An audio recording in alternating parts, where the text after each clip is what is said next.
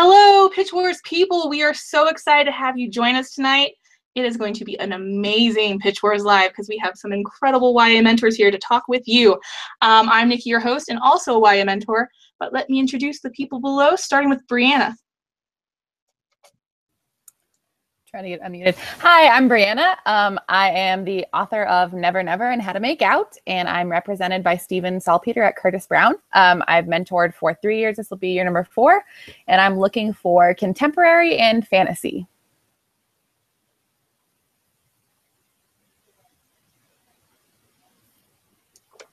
Kat Scully, would you like to go next? Sure. Hi, I'm Kat Scully. This is my 4th year as a mentor for Pitch Wars. It's my 2nd in young adult. The 2 years before that, I was middle grade.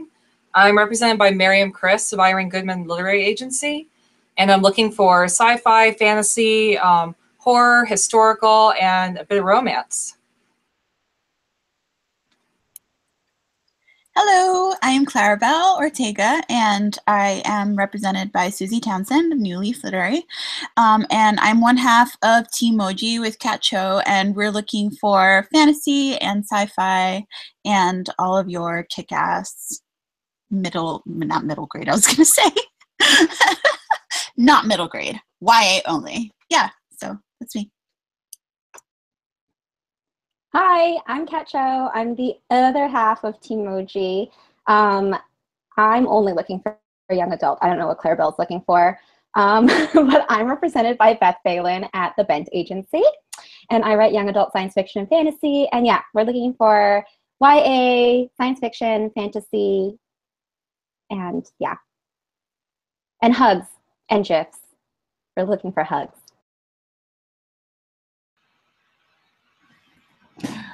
Hi, I'm Heather Cashman. Can you see me, Nikki? Okay, good.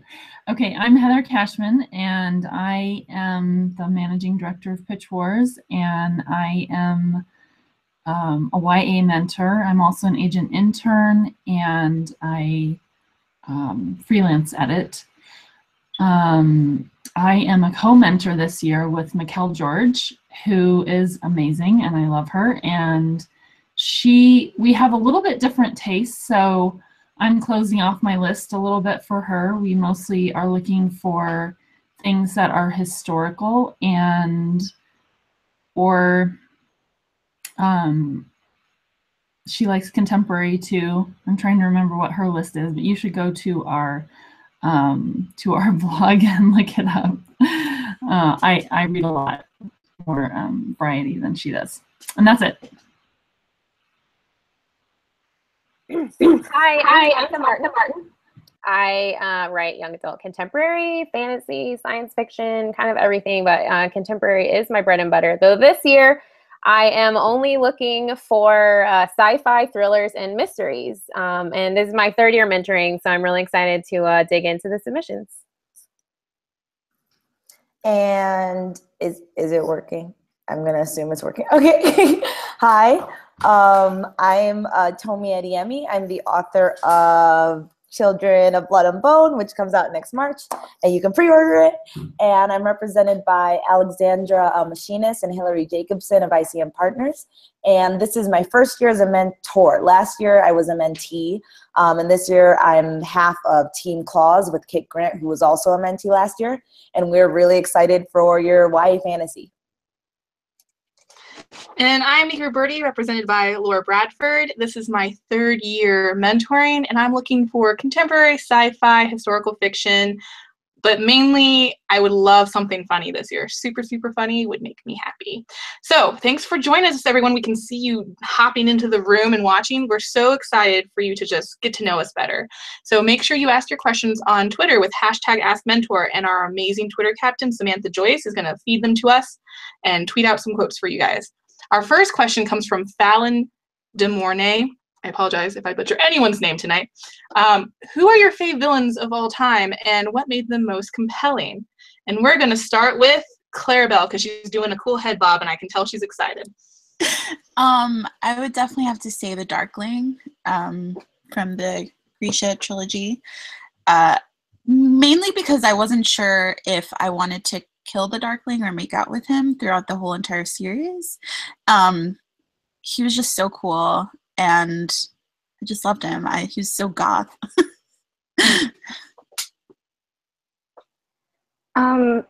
Man, there's like so many, there can be so many answers to this one. This is hard. I should have pre-thought of this. I mean, I kind of knew that this was going to be a question. I am going to go with the White Wolf from Daughter of Smoke and Bone, because I don't know if anyone has read that book, but it's kind of about war and about the things that you get pushed to do because of it. So he's a bad guy. I think he's a bad guy, but like, or he's a villain, but like he's on the right side. I don't know. It's really complicated. That's why I like him so much. Like, he does evil things for the right reasons, and I really like him for that. Or I hate him, but I like that about him. Yeah. My favorite is Magneto. It might be cheating because it's comic books, but I'm sure someone wrote a YA X-Men book, so it probably applies. But I love Magneto because even though he's the villain, like, you can't really challenge him on his reasoning because he's a Holocaust survivor. So he saw humanity turn on itself just for something as simple as religion. So then when we go into the future and there's mutant powers and Professor Xavier is like, they'll accept us. And then Magneto's like, look at my wrist. So I just love that he's an oppositional force, but like I even resonate with him more than I do Professor Xavier. So I like villains who you can root for them and you can really understand them, understand why they're doing what they're doing, and even be more on their side than the protagonist side.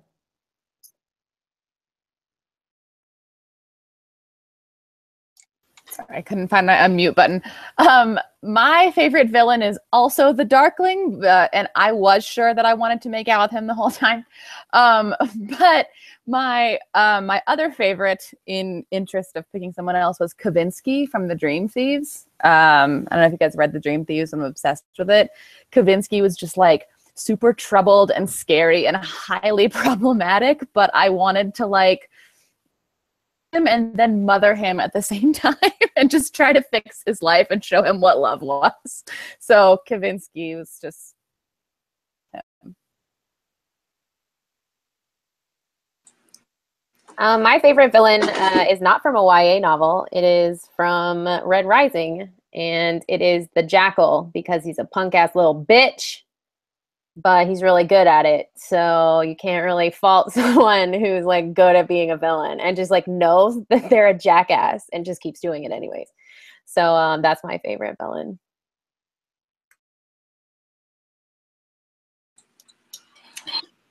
Okay, I was going to say the Darkling too. I also, though, really, really love Darth Vader because I grew up I remember when I was a kid and I went to the movie theater and I saw Darth Vader for the first time, and I thought it was just the coolest thing ever. And he's so iconic, and I feel like he just changed what villains are now. And then also seeing, in more modern movies, seeing him as a as a kid, you can start understanding why he did what he did, even though, I think he made the wrong choice. But anyway, I will always think that Darth Vader is super cool. So.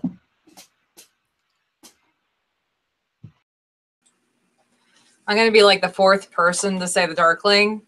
I really loved everything about how he just felt like this force of nature that you couldn't ignore, and that you couldn't help yourself but fall as Alina's falling in love with him. And it had been a long time since I had like read something where I felt like I was falling at the same time, and then totally yanked out from under me. I remember I was doing an audiobook in the car and I was like yelling about figuring out the twist of the Darkling. Like, no, he's really not a good guy. And I think it was just, she was so effective at convincing you that the Darkling felt that he was in the right. So my favorite thing about villains is when, from their point of view, they're 100% right. All the time. Like, they're the heroes. And whatever that they're doing is justified to them. Awesome. Thanks, guys. So a lot of the questions on the feed have been, understandably, about the big submission. So our next question is from Darcia M. Arnold, which is Chapter 1 Deal Breakers. And I think we all have those. So let's start with Brianna. And we can go down the line on our deal breakers. Chapter 1 deal breaker. It's hard for me to pick something that's a complete deal breaker because I think most things, particularly in the first chapter, can be fixed. But I will say that things that start totally in media res. So you begin like right in the middle of a car crash, and I'm like, I don't actually know that person. If I see a crash on the side of the road, I feel really bad for whoever that is, but they're faceless. And so I keep driving. Whereas if it's my friend on the side of the road, I'm going to pull over. So I would like to at least have some empathy for a character before you toss them into like a situation where they're getting stabbed. You know what I'm saying? So in media res is hard for me to connect with.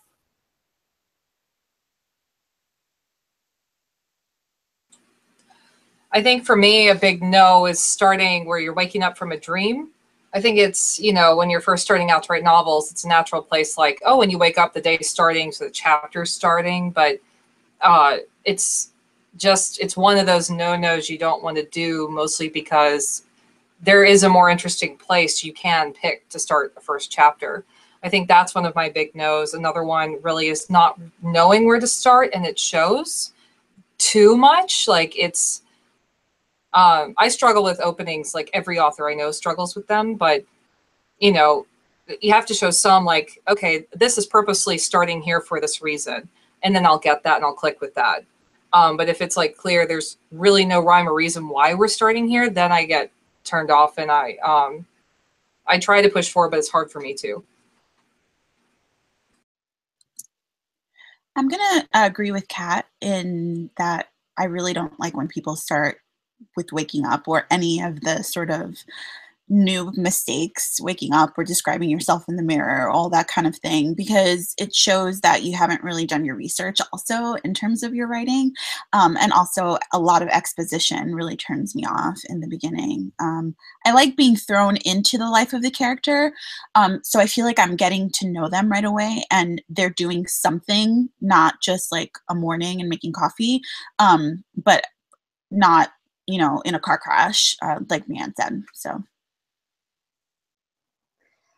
I think it's really hard for me at least, to say like one thing that you shouldn't have, because I feel like everyone will kind of try to bring up like, oh, what about these books that break the rules and blah, blah, blah, like they were published, like this book has a prologue. But I think for me, the thing that I do want to have, no matter how you start your book, is I want to be able to understand why this character is worth following for a whole entire book. So it kind of actually goes back to what Brianna was saying, like if I can feel some kind of emotion for the character, then I will want to know what happens to them next, and I'll be invested in their journey. And I think like if you can apply that to any of the Break the Rules books too, like Harry Potter starts with a prologue, but you care about Harry because you know that he's an orphan from that prologue. And Katniss wakes up in the first chapter of Hunger Games, but she wakes up to this world that's so different than ours, and she's immediately thinking of Prim, which is like her motivation. So like they break the rules, but they still make you care about the character even though they're doing that. So it's just the most important thing to me.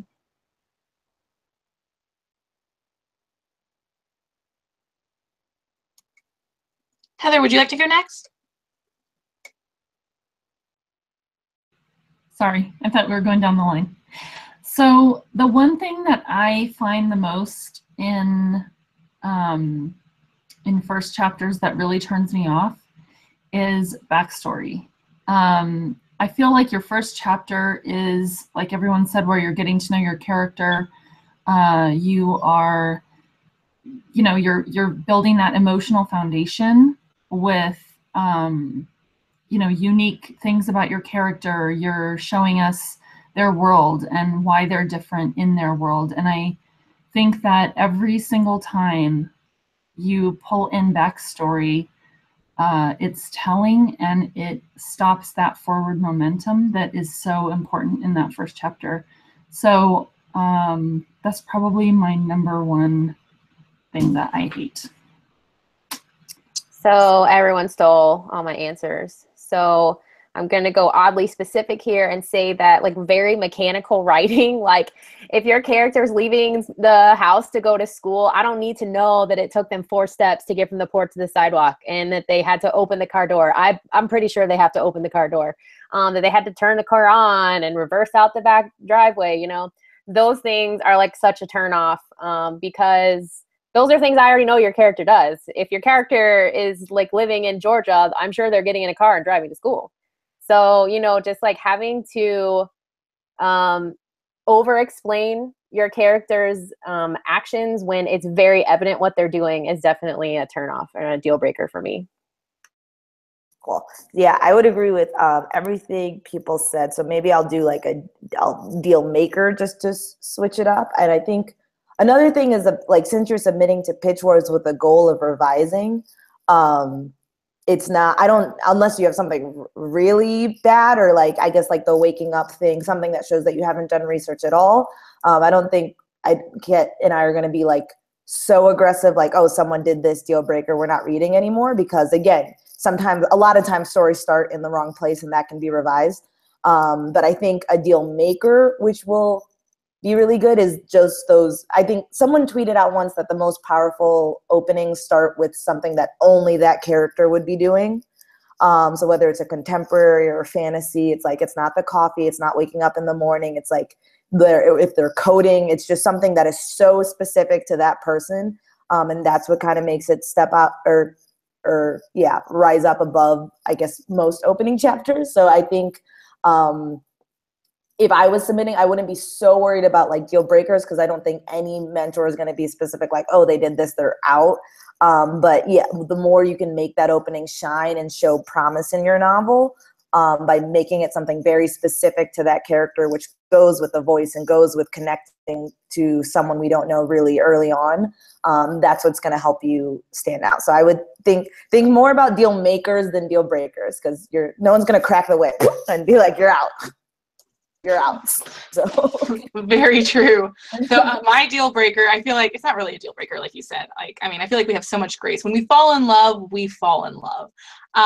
But mine is kind of lame because I as an editor, I get like really picky on typos. And I guess my thought is, I'm assuming you have reread this first chapter 1,000 bazillion times. So if there's like a bunch of typos in there, I'm going to assume the rest of the manuscript is kind of a hot mess. So just make sure you really polish that first chapter to show that you put the work in for it. Our next question will just be for a couple of us. It's from Lee Van Brakel. And it's, how did you deal with fitting being a mentee and your other life responsibilities? So only a couple of us were mentees. Would anyone like to talk about how you balanced the hardcore revisions? Don't cry, guys. Who would like to go first? I'll speak on this one because last year I was like revising like crazy to meet the Pitch Wars deadline and in the middle of the move. And this year I am revising like crazy and in the middle of a move. So I wouldn't say I wish I could be like, oh, it was really balanced. But no, there was a lot of all-nighters, a lot of like putting in, just really squeezing out that time. But I think the healthiest answer would be just looking at your schedule every week. And I don't know if you've ever participated in something like National Novel Writing Month, like NaNoWriMo or Camp NaNoWriMo, but there's these periods of time where you put writing first in your life and a priority instead of something that's on the back burner. And I feel like that's really all it is to be a mentee. You're going to communicate with your mentor about what you can and what you can't do, whether that's one big round or like 2 rounds with line edits or something like that. But it's just making it a priority if that means going to bed later so you can get up 2 hours earlier and revise every morning that way. It's just taking whatever your life is, you can squeeze at least an hour or 2 hours out every day if you're really disciplined.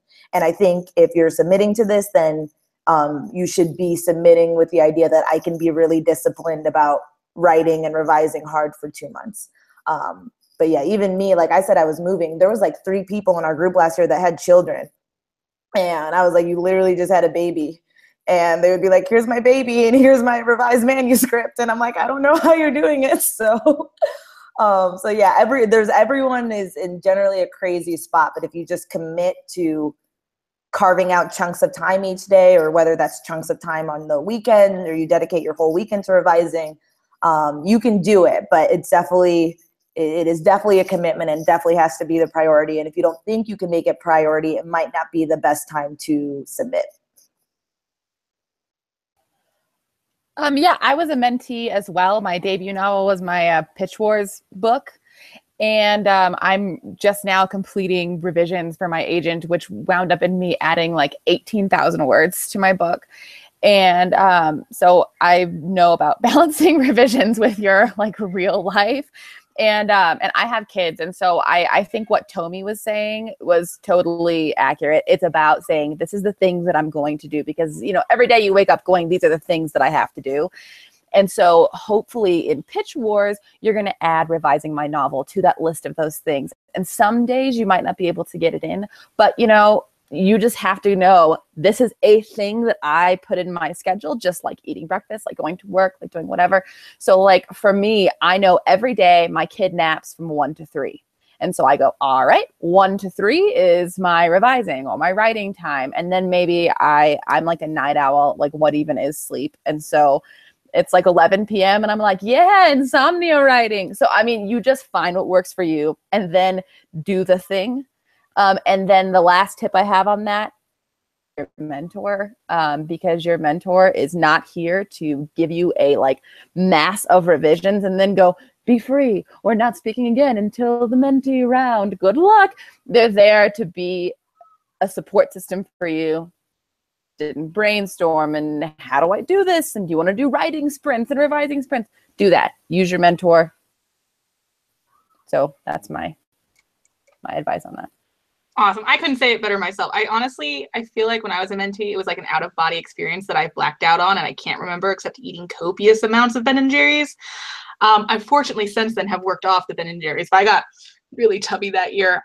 But there's one thing you got to remember, and it's not just that this is a special Pitch Wars thing, this tight deadline. This is a special like author thing. Like once you get that agent, once you get that book deal, you're going to be on tight deadlines. Kat, did you want to talk about agent revisions and how that fits into life and the balance? Sure. Yeah. So I think an important thing to know about me, I didn't mention this in my bio, is that I'm not only balancing being an author, and I'm a mom of 2 kids, but I do maps for books. I've done the map for Zoraida Cordova's Labyrinth Lost, for Claire Legrand's Winter Spell, and right now I'm currently working on Karuna Riazi's The Gauntlet map. So I'm always on map deadline, and I'm juggling that at the same time as Pitch Wars and writing my novels. And I remember there was one year that I actually found out I was pregnant with my daughter while we were in the middle of revisions and getting ready. And it was like right in October.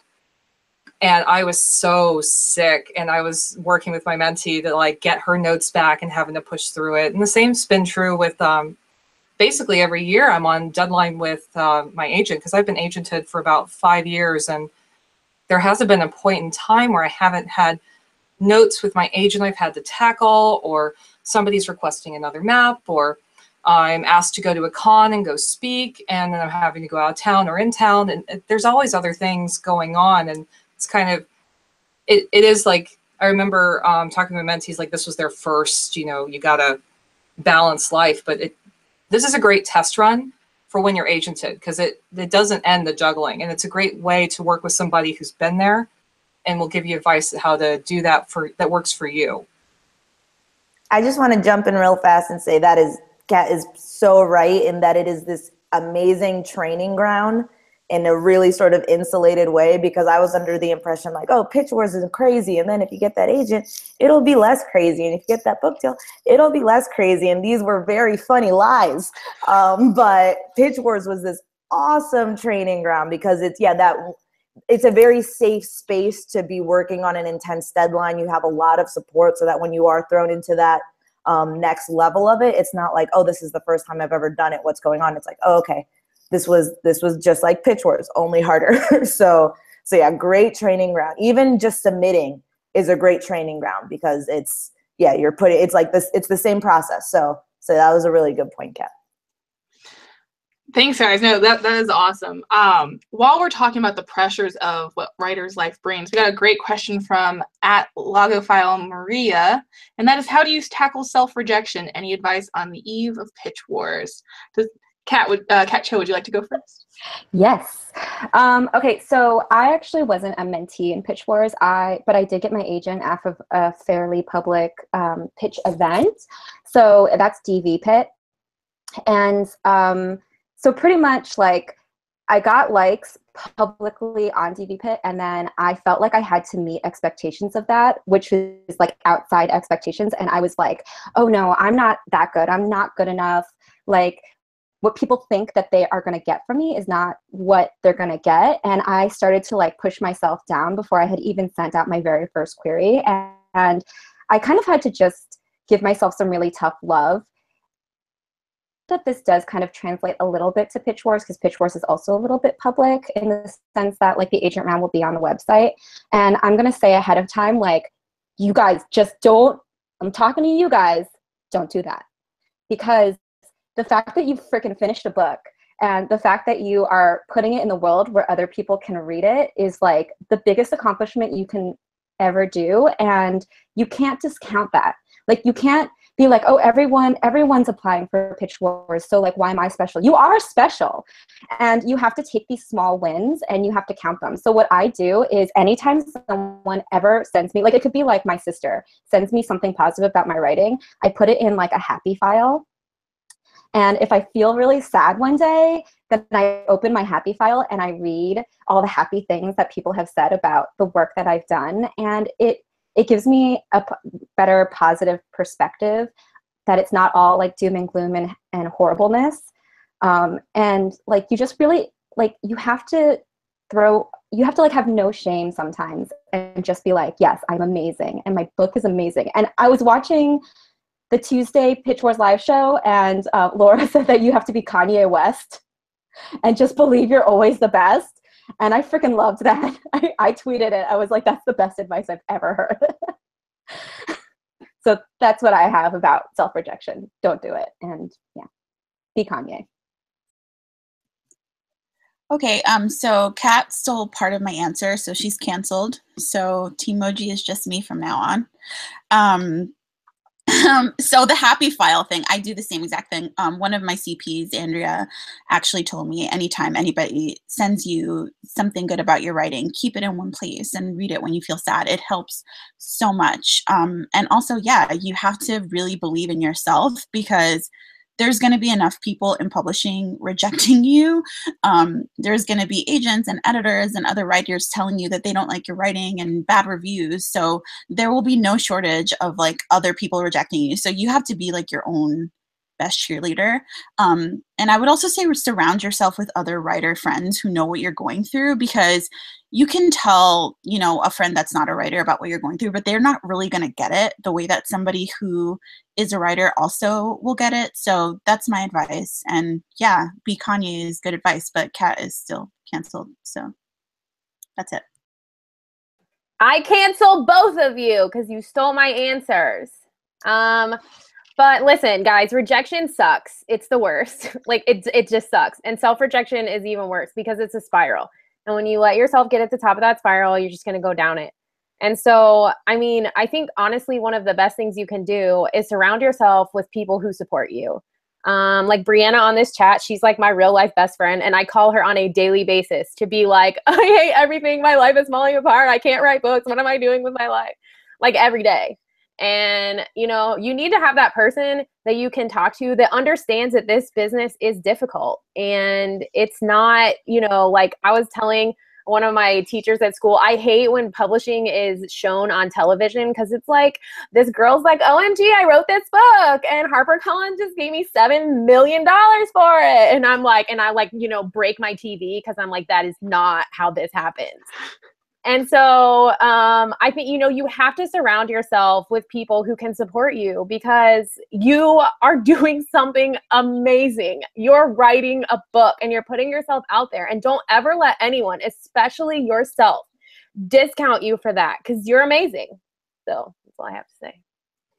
I love you people. This is why too that I just love the Pitch Wars community. I mean, if you're just now like joining in, peeking around, please connect with other people. I have met my best writers friends through Pitch Wars, and you don't even have to get in to make new friends. We are halfway through the show, so I just wanted to be like, oh, here's a mug. Oh my God, where did you get that mug? It's so beautiful. I got it at Writer's Life Apparel. I'm so glad you asked, Clarabelle. Thank you. I'm sure you guys have seen my cheesy intermissions, but really, guys, check out Writer's Life Apparel. There's tons of Pitch Wars swag with other designs, not just these two. There's actually some funny ones that I am dying to get. And the proceeds for Pitch Wars swag from Writer's Life Apparel, a percentage of that goes toward helping make Pitch Wars better. Like, as you've seen, we have webinars now and forums, and we're just continually building this community to better help you. So if you want some cool writer swag, head over there. Our next question is a really fun one that I think you're all going to want to answer. It's from Book Babe Burglar. Use your imagination. What's the dream story you hope will be dropped in your drop boxes? Let's start with Heather. Okay, well, I have this book that maybe someday I'll write, but if someone else writes it before me, I will be happy to read it. So there is a picture book called Dooley and the Snort Snoot, and it is the cutest book ever, and I love it, and it's about this little kid who is a giant. It's written by Jack Kent, and I used to read it to my kids all the time, and I would like it to be made into a YA novel. That's mine. Okay, this is like very specific. And if you wrote this book, if you don't submit to me, we're never going to be friends. So here's this picture. I put it on my blog. It's an astronaut giving a girl the planets as balloons. So if you wrote this book, that is what I want. I don't know what this story is about, but he is giving her the whole solar system. No.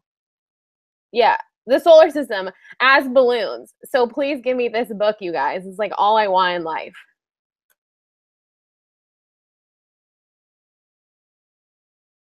Sorry, I just like to point out that you got so excited that you forgot words. Sorry, I've got nothing. That's all I wanted to say. Okay, bye. Tommy, would you like to go next? Oh, sure. I mean, I feel like I don't, you know, when you read that book and it becomes your new favorite book and you're so like, oh my gosh. So this isn't a good answer, but here's books that I think could become my new favorite books. So this is, if you've done some like Amazonian folklore, send me that. If you've done Forest of 1,000 Lanterns, maybe like 2,000 Lanterns, like hit me up, I want it. If you've done, these are all the books like I can't read right now because I'm editing, so they just stare at me. If you got like some like, I don't know, like give me that. Like, and if you got some dragons, like send me that. So these are all my like, yeah, I don't know. I'm secretly, it's bad because I really need to finish Rising, but I'm so excited for the sub window to open because I just know that there's going to be magic in there. So it's like, and it's going to be so good. I couldn't even say like, oh, I want this. You're just, you're going to slap me in the face with your awesome manuscript. And I'm going to be like, I need this. And I didn't even know I needed this. So yeah, that's what I'm most excited about. Okay, so specific.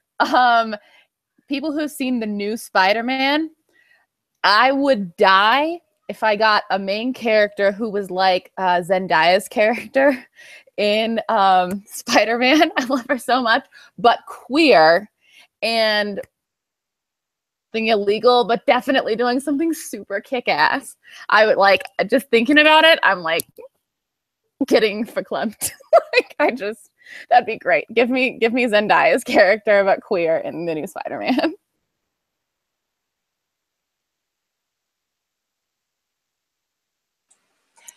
Oh no, it's not my turn. I'm just kidding. I really want a lush voice, any genre that I'm looking for, like one that just I can't stop reading and listening to them. They could go on for days. I remember the last one that did that to me was The Upside of Unrequited by Becky Albertalli. I was just like, I'm in love with this voice. Please go on and on. I cannot stop reading. I don't want to sleep. I just want to read this book. And it did. I fall in love with voices that are just done well. It's almost like I love so many genres. I read so many different things. I just want this voice that's just butter. I don't know. I just want this voice that just envelop me and go, oh, it's the one, you know?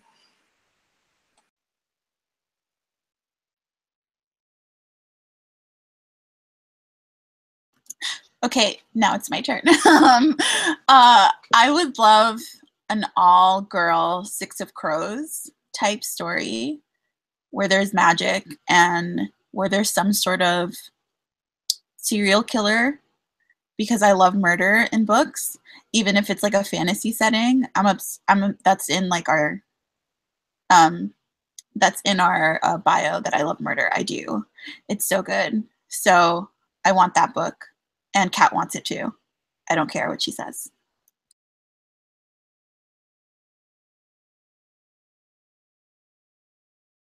Wait, does that mean I'm supposed to go next? Yes, go ahead. I'm terrified of murder. Like, I think it's a bad thing. I think people should stop doing it.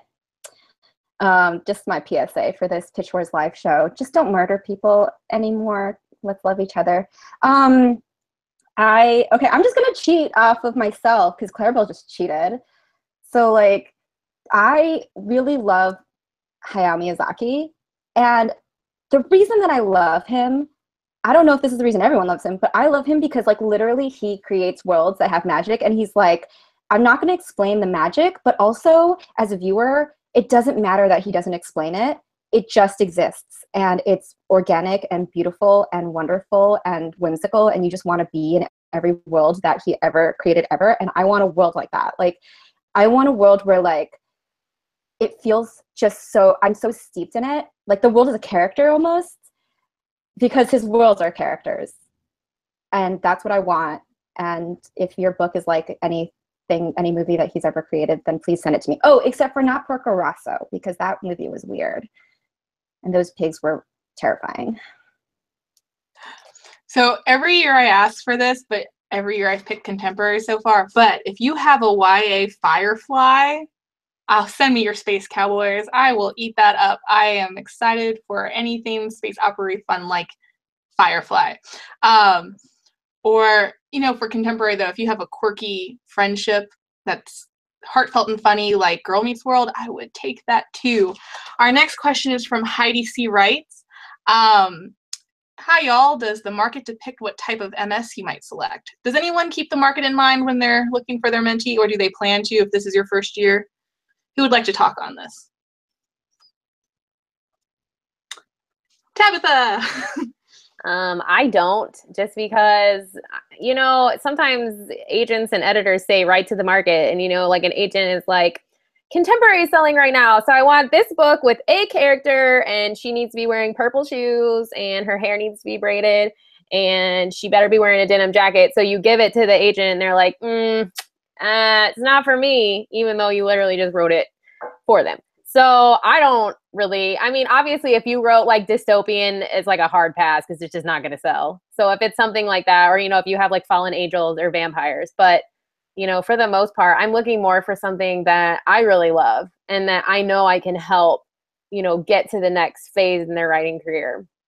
So, I mean, the market is important. So like I said, no dystopia or vampires, but like if you have a good story and I'm going to fall in love with it, then, you know, that's what I'm looking for.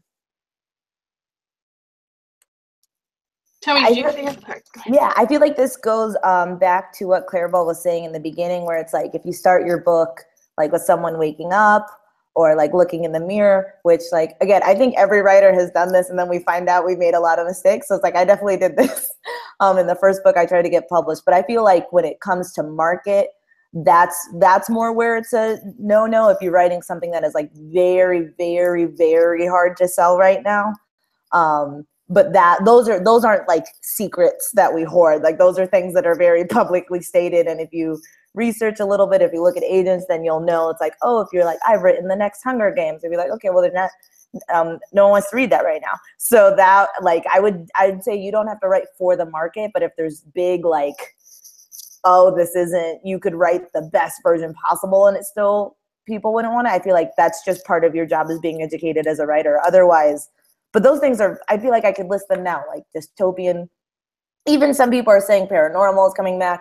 But yeah, like maybe like portal fantasies, like, yeah, you know, these are things you can find, but they're not these big like landmines that if you don't do just a little bit of research, you'll find you've written like 4 years on a book that's not selling anymore. So I would just say it's part of like trying to get published is just do like at least a little bit of research, and know if the new idea that you're embarking on is like very no-no. Otherwise, I don't think mentors are going to be like, no. I think also just look at the mentor's wish list. I don't think you need to worry about like, is this to market or is not? Like the mentor will tell you, they've told you what genres they want and what genres they don't want. So if you're writing in a genre that they ask for, you're good. If they didn't ask for it, don't send it to them. Like you don't even have to think more beyond that. So yeah, just read the wish list. So I have a little bit to add on this, which is that I actually just did on Tuesday a webinar with Jim McCarthy and was talking to him about this. And one of the things that he said was, you know, yeah, I'm not taking vampires, but as soon as I say I'm not taking something, I find somebody who's written something that's different, that has that in it, and I love it. And I end up signing it. So you have to tell the story that you have to tell, that only you can tell, and then you have to try and sell it. And maybe nobody will want it, but that doesn't matter because it's the story that you had to tell. So I feel like we're always worried about selling, and we're always worried about the market, and we're worried about getting rejected, and we're worried about rejecting ourselves. But, you know, as writers, we write the things that are in us that we have to write. And I feel like if we worry too much about all of those things, then the story that really should be coming out of us isn't going to. So that's pretty much what I have to say. And I feel like if you don't believe in your story, in your own story that you know that is your story to tell, then, you know, then you really shouldn't be a writer. And that's harsh maybe, but that's why we're writers, is because we love that story. So don't be afraid to write it, and don't be afraid to sub it, and don't be afraid for it to get rejected, because there's going to be another story, and you have to love the process.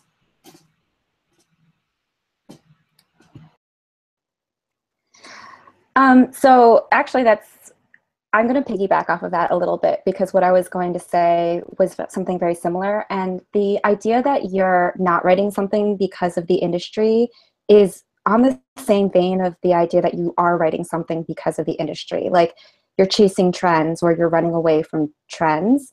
And I hate talk about trends in YA. I mean, I know it's a thing that people talk about and it's something that exists, but I just think that it does go back to what Heather was saying. Like, if you're running away from something, does that mean that your heart is in this new project? You're writing this new project because it's just not it's not in a dead genre. Like, that sounds like a bad idea for writing a story. And I think that this actually a lot has to do with own voices right now. People are saying like, oh, like that epic fantasy is dead, but like, what about epic fantasy set in like Bolivia? Or what about epic fantasy set in an African world, like Tomi's amazing book that's coming out? Like, those books are still things that we really need in this industry. Like, and it also goes back to what Heather said. Like, this is something that you think you've seen before, but you really haven't, because it's different. It's got this different element that makes it a completely different story. And for anybody who's like watching this right now and wondering if your story is different enough, it's different because you're writing it. You've never written that story before, so you're writing the story now. That's different. So I think like, just don't let the naysayers get in your way, and like keep on going with the story of your heart, because that will show in your writing. And I'm going to bring up another example, actually. Daughter of Smoke and Bone, which I already talked about, and if you can't tell, it's one of my favorite fantasy books. That has angels in it, and it came out at like the end of that angel kick in YA, but like it is not an angel book. It is so amazing. Like, you know, one thinks of it as like part of that angel friend in the same way like other books are, and that's because she just looked at it differently. So sorry, I think my mic is being weird, but yeah, just write the story you love. That's all I've got to say. I think too, it's important to keep in mind that these things that we're like, are they in the market? It's like, where are you getting your information on what the current market is? Because if you're looking at the books that are in Barnes & Noble, those books were bought 2-3 years ago. And I mean, I'm coming at it from kind of an art side too, that I usually get hired a year deep into after being signed with an editor and after copy edits and things like that. And like with Labyrinth Lost, when I did Zoraida Cordova's gorgeous, wonderful book, she had been, I think she had sold the year before we worked together. And then it took almost a year after I finished the map to see it in Barnes & Noble. So if you're looking at these things that are coming out or about to come out, just know that they came out a lot, like they were bought a long time ago. So I completely agree with Tommy that you should look at people's current wish list, kind of see what they're looking for, and then not worry about anything else, because really it's shifting. And I completely am for write what you love, because I write some pretty weird YA horror, and I pretty much go into it like, if you like this, you like it, and if you don't, you don't, and that's cool, because it's for the people that like it. Awesome, you know? So I agree with the whole, this, it goes back to, we have to be a little bit Kanye West. Like, this is what I write, this is what I do. But at the same time, you can't get so far into Kanye West that you're not like accepting of criticism. Like, you can't be so baller that you're like, oh, I can't be touched. Like, my editing can't, no, like, no, I don't even need this advice or this thing. You know, you have to keep improving craft. You have to keep learning, trying, reading, watching Pitch Wars things, seeing what everyone is doing. Just by entering this contest, you are trying for something and going, okay, I admit there's more I need to know. There's more I can learn here. And that is, I mean, that's the best way to get in, is just to keep learning and keep trying. Write more books too, because I meet a lot of people that are like, this is the book. And I'm like, no, keep writing. Thanks, guys. This is why I like you people. That was just so inspiring. Along the same lines of like what you're looking for, whether it's market or not, at K Brook EMT asked, are there any genres, tropes, plots, character types that you are burnt out on? So let's do a fun round of trope I love and trope I hate, and we'll just go down the line pretty quickly, and we'll start with Brianna. All right, trope that I think can die in a fire as slowly and painfully as it wants is not like other girls. Girls are great, okay? So if it's in your manuscript, delete it unless that person gets told off. That person gets told off or smacked in the face, it's fine. The trope that I love love triangles. I see a love triangle and I'm like, so love triangles. The trope that I hate is the protagonist loner that nobody understands and just has absolutely no friends, has nobody that relates to them. There's nobody they can talk to. That's one for me. One that I love is the anti-hero. Please, more anti-heroes in my life forever and always. Those are my two. A trope that I hate, I would say, is probably when a character is a Mary Sue and she's sort of just, you know, perfect for no reason and everyone loves her and she has no confidence in herself. I super hate that. I'd much rather have a main character who is awesome and she knows it, and it just, I love it so much more. And something that I love would be enemies to lovers is like my favorite thing ever. And I also super love triangles also. I love them. I don't care. They can go on forever. Clarabelle took mine, and I feel like she knew she was going to take mine, like because of our unspoken psychic connection. So, okay, I'll go with what I hate first, because whatever. I hate best friends who take your answers. That's what I hate. Okay, no, I hate, okay, this isn't a trope, but it's something that happens a lot. It has happened a lot in YA books I've written, where it's like the friend characters are like just there for exposition, and then as soon as the main person like falls in love, like their friends don't exist ever. Like they don't come back. Like where did they go? Did they disappear forever? I hate that. Like secondary characters are so important to me, so I just really want them to be written well and important in the story. And so for the thing that I love, since I can't say enemies to lovers, I'm going to say slow burn romance. I just love it when like you build the tension so much in the book. Like the UST is like on at 12 before you get anything. It makes me like, ugh, I love those things. That's amazing. I love those. Yeah. That's it. So I hate saying that I don't like things, because as soon as I do, I read a book that does it well. But I would say the one thing I see in YA the most that I dislike is everybody's an orphan now. And I know that for YA, you have to get rid of the parents, but, you know, I mean, you have to have that ability to grow as a person, but at the same time, you can do that without your parents being dead. And things I just pretty much love a lot of stuff. So that's all I'm going to say about that.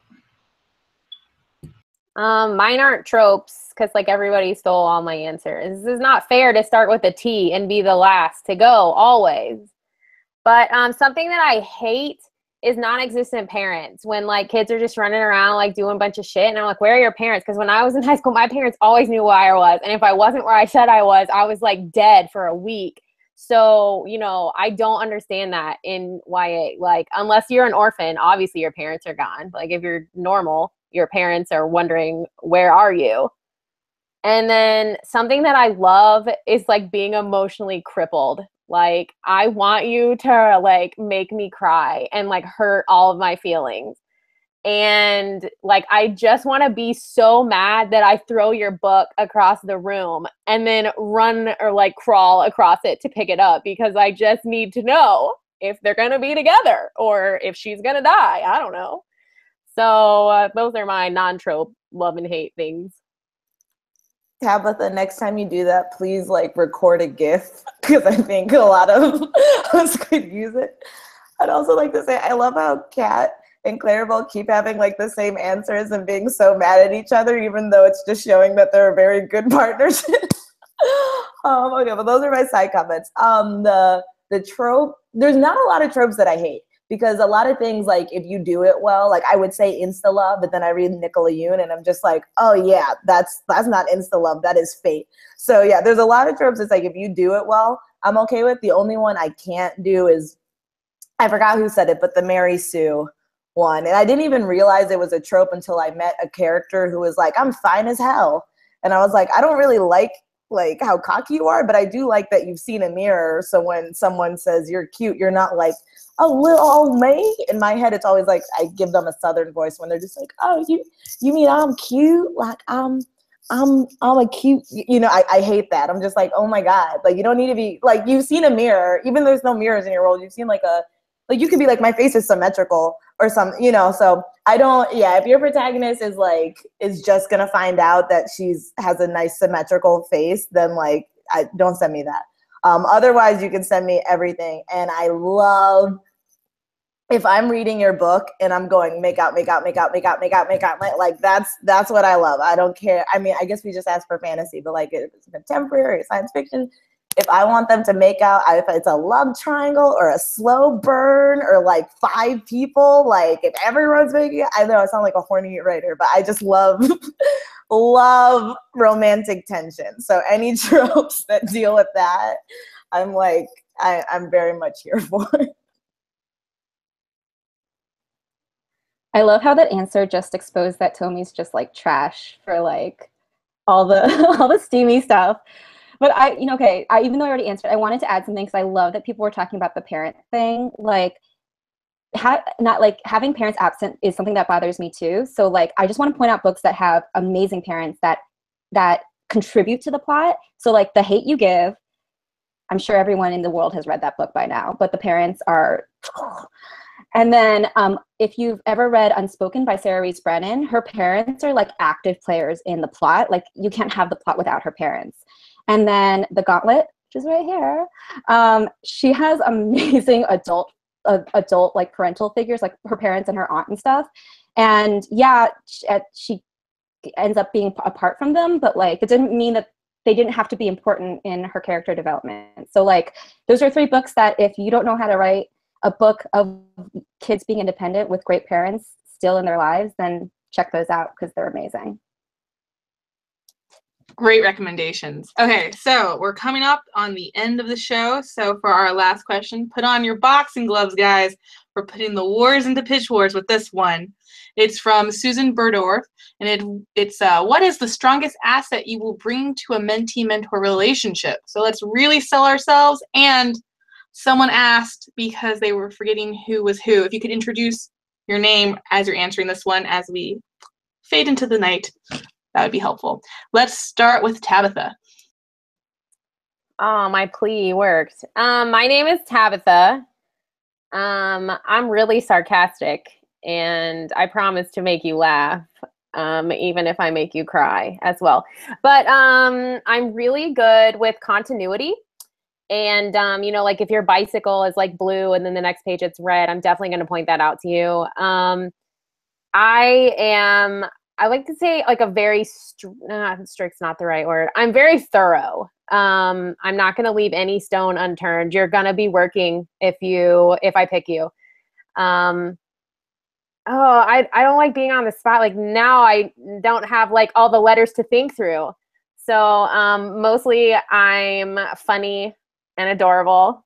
And no, my face is symmetrical. I'm not adorable.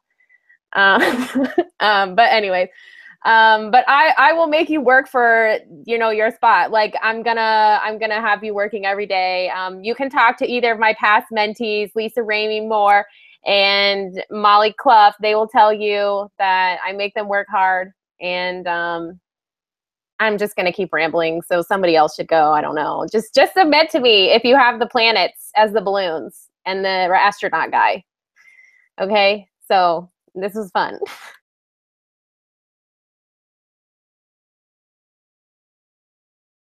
Tomi, would you like to go next? Oh, okay, sorry. I was like, maybe it's reverse. Maybe it's not. Maybe it's free for all. I'll wait. So, I would say... So my name is Tomi Adeyemi, and I am one half of Team Claws, and the other mentor is Kit Grant. And I would say one of the biggest assets we're bringing is that we were both mentees last year. So we're still, and we're both revising right now. So we know what you're going through, and we're going to be there for you. But I also just think the biggest thing we're going to bring is whatever manuscript we click with. The editorial vision for it, that for me was my favorite part of Pitch Wars last year. My mentor, Ashley Hearn, who was awesome, submit to her. She came in, she just knew. She was like, what if this was the end of your book? And in my head, I was like, that's how it was, even though I didn't write it at all, you genius wizard. And like, so I think that's what we're going to bring. Whoever we pick, ideally it's that same thing, but bringing that vision that brings all the pieces that are already amazing in your story together in this like epic cohesive manner. So a lot of energy, being able to empathize with what you're going through, and like that strong editorial vision that is hopefully matching with what you dreamed your story would be. Team Claws. Okay. So I'm Brianna. And on the mentor-mentee side of things, I tend to be super hands-on with my mentees. So I'm like, oh, text me whenever. Tell me if you're watching Avatar like I made you watch, or tell me if, whatever. I'm very talky, and I'm like pretty much available at all times to go over your manuscript because I never sleep. And so I'm just happy to work with you whenever, and I want to be your friend, and that's nice. And as far as like editorially, my strength is character and relationships and tension within those relationships. If you feel like you want that specifically taken to the next level, that's my bread and butter. And so I want to help you with character and that tension in every moment.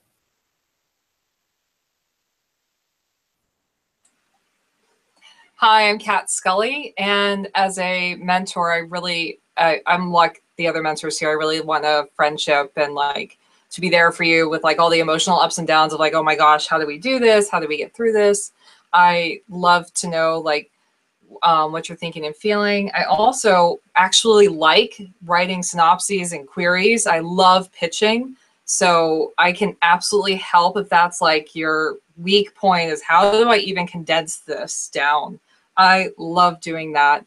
I also I'm very meticulous about consistency, world building. Is everything on point? Is everything in place? Maybe there's a way we could do this better. I love to research just as much as my mentee is researching. So if there's something I don't know, I will go out and figure out how to help you. Like, because sometimes I've had questions come up where I'm like, you know what, we're going to do this research together. We are in this together. So it almost becomes like co-editing your book, because I'm like, I am so emotionally involved. I want to see your success. So you'll definitely have a complete extroverted cheerleader if you submit to me and we work together. My turn. So for me and Kat, I think that we both bring something really important to the table. I think Kat is really detail oriented and she's super thorough and anal about little things. And I'm really good with big picture. So I think that together we make a really good team because we'll catch different things. Even though you see us sort of bantering back and forth, that's just because we're such good friends. And I'll also say that, we're both really supportive, but we're also really tough. And we're not going to hold back in terms of giving people the truth about their manuscript. If it needs work, we're going to tell you, but we're also going to put like GIFs and emojis and hearts in our notes because, we don't want you to feel bad. We just want your book to be better. And I think that our goal is to make your book the best that it can be for you and to bring out the best in your book together. And then, also be friends because friends are great. That's it.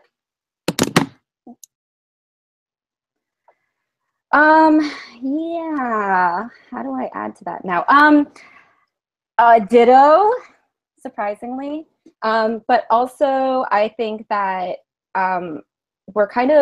we're not like here to be like, this is what works, and so this is all you have to do in order to work, because that's just not how publishing works ever.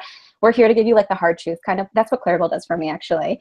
I messaged her today and I was being a brat and she yelled at me. So we'll do that for you too. We'll yell at you too. Congratulations. And we'll give you the hard love when it comes to like not just your writing, but like how you're perceiving the industry, because we've both been like a little bit around and we've kind of obsessively stalked Twitter. And just like those things where you have a question and you kind of feel awkward like asking in public, like how do you close out a query letter? Like do you say sincerely or love or from? Like we'll answer all those like little questions. It doesn't matter. Like you can text us about it anytime.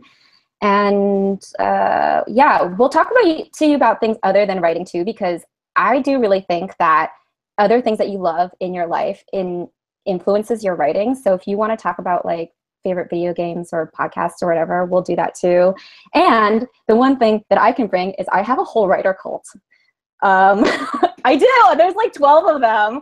And like 3 of them were Pitch Wars mentors last year, Amanda Foodie, Axio, and Janella Angelis. So, you get like 14 mentors if you pick me and Clarabelle. So, sorry, not sorry. Also, GIFs and emojis. Love. And hugs! Bring it all the way back around, you guys. Hugs. Okay, I'll try and be short. So I'm co-mentoring. My name is Heather Cashman. I'm co-mentoring with Mikkel George, and I have worked with Mikkel on my own manuscript, but I've never worked with her as a co-mentor. So this is going to be fun. Last year, I mentored 2 people, and it just, everybody's different. Everyone needs something different. And so I guess I just want to be flexible. I want to, if you need a phone call, I want to have a phone call. If you need a brainstorming session, that's what we have to do. If you need, you know, the other thing is I'm not afraid for you to hate me, because sometimes getting good feedback means that you get mad. And it's one of those things where you just have to communicate, you have to talk, you have to find other solutions for things. And most of all, it's your manuscript. And I feel like what I really want to do is give you the tools and give you a process and good ideas so that you won't just have tools for this manuscript. I want you to have tools for the rest of your writing career. And I still, both of my mentees I still am in contact with and love them to death, and am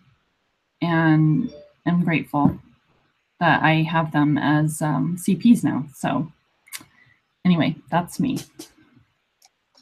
Well, that brings us to the end of the show. I kind of want to answer this, but I'll do it on Twitter because we are over time. And thank you all for joining us today. This group of mentors, as you can see, they're just amazing.